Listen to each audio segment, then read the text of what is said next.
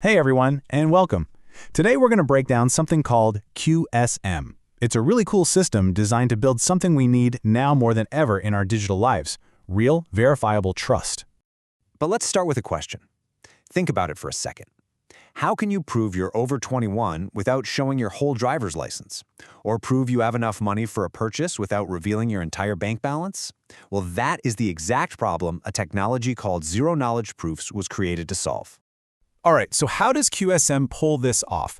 We're basically going to peel this onion back layer by layer. First, we'll get a handle on the big idea, proving truth without secrets. Then we'll meet the two cryptographic engines that do all the heavy lifting, and the clever little gadget that helps them talk to each other. After that, we'll dig into the super strong foundation it's built on, and finally, look at how this whole thing is ready for a post-quantum world. Okay, let's dive into that first big challenge. At its heart, QSAM is all about creating verifiable digital proof. It's a way for you to make a statement about some data and have it be proven as true, all without ever showing the data itself. And the magic behind this is the zero-knowledge proof, or ZKP. The best way to think about it is this: imagine you need to prove you have the key to a door. You don't have to show anyone the key, you just open the door. You've proven you have the key without revealing a single thing about what it looks like. That powerful idea is what QSM is built on. Now, to get this done, QSSM doesn't just use some one-size-fits-all tool. Now, it's way smarter than that. It uses a team of two highly specialized cryptographic engines, and each one is an absolute expert at its own specific job. And this table just breaks it down perfectly. Think of Engine A as the mathematician. It's powerful, it's methodical, and it's built for really complex general-purpose math. Engine B, on the other hand, is the sprinter. It is incredibly fast, but it's optimized for just one simple task: comparing things. So let's look at Engine A, the lattice engine. This thing is the system's powerhouse. It's based on some really advanced math called lattice cryptography, which is designed from the ground up to be secure against even future quantum computers. The proofs it generates are always the same size, and get this, it can be verified in under a millisecond on just regular hardware. That's incredibly fast for this level of power. And then we have its partner, Engine B, the mirror shift engine. This engine is a pure specialist. Its entire job is to answer simple questions like, is this number bigger than that number? And it does this using a super fast hashing function called Blake3.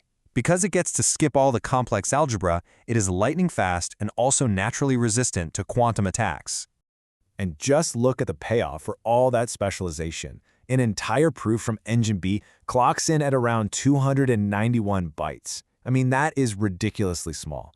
It makes it absolutely perfect for systems that need to do tons of these checks at high speed, where every single byte counts. Okay, so we've got our powerful mathematician speaking the language of lattices, and our super-fast sprinter speaking the language of hashes. They're both amazing, but they speak completely different languages. So, how do you get them to work together? Well, you need a translator. And this is it. This is the system's universal translator. It's called the Blake3 lattice gadget, and its one and only job is to be the bridge between these two worlds, so that the math-based Engine A can understand and actually verify the work done by the hash-based Engine B. So this is how it all flows together. First, our sprinter, Engine B, does its thing and creates a tiny, super-efficient proof. Then, the gadget grabs that proof and translates it into a mathematical format Engine A can actually read. Finally, our mathematician, Engine A, runs the numbers and verifies everything. And boom, you get a single, unified proof that has the speed of one engine and the power of the other. Now look, having brilliant crypto is only half the story. If the way you build and manage the code isn't secure, then all that fancy math doesn't really matter. And this is where QSM's engineering philosophy is just so important. It's all about building a foundation of trust through a really rigorous process. This quote, pulled right from the project's security policy, is so powerful because it's so direct. It's not a suggestion, it's not a best practice, it's a hard and fast rule. This one sentence sets a super clear boundary that just wipes out whole categories of common security mistakes right from the start. And here's what they're talking about. By making it an absolute rule that no private keys, no passwords, no user data, no secrets of any kind can ever touch the code repository, the project forces a level of security hygiene that prevents so many potential leaks and vulnerabilities before they can even happen. This is another huge piece of that foundation. a deterministic build. All this means is that if you take the same source code, you will get the exact same final program, bit for bit, every single time. And this isn't just for convenience, the project calls it a core security invariant. So why care about this so much? Well, it means anyone can rebuild the software and verify for themselves that nothing sneaky has been added. It guarantees the system isn't adding its own randomness or secrets, and it helps stop certain attacks by making sure every proof is tied to a unique context. It's all about making the system completely transparent and trustworthy. And to top it all off, for the big, serious deployments, the project has what's called a frozen crate policy. This just means that once a core piece of the system is finished, audited, and approved, it gets locked down. This gives the kind of stability and rock-solid reliability that big organizations need to build on top of this system with total confidence. So, we've got 2 engines, a translator, and a whole set of super strict engineering rules. Why go through all this trouble? Because the end goal here, for every single one of these choices, is to build a system that's not just secure today, but secure against the threats of tomorrow. And this is the benchmark. The whole system is engineered to provide what's called 128 bits of post-quantum security. That is widely considered the gold standard for strong security, enough to withstand attacks from the most powerful computers we can currently imagine, and yes, that includes quantum computers. What's really cool is that this security isn't resting on just one single pillar. It's built on the proven difficulty of 3 separate cryptographic problems.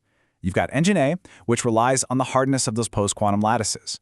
Then you have Engine B and other parts of the system that rely on the strength of the Blake-3 hash function. It's a deliberate, multi-layered defense. When you put it all together, every single decision we've talked about, from the type of math they chose to the strict rules about how code is built, it's all working towards one big goal: creating digital systems that we can trust today and that we can continue to trust long into the post-quantum future. And that kind of leaves us with one last big question to think about. We started this by talking about proving your age or your bank balance. But as our digital and physical worlds keep blending together, what else are we going to need to prove? The authenticity of a sensor in a self-driving car? The origin of a piece of digital art? The possibilities are just endless.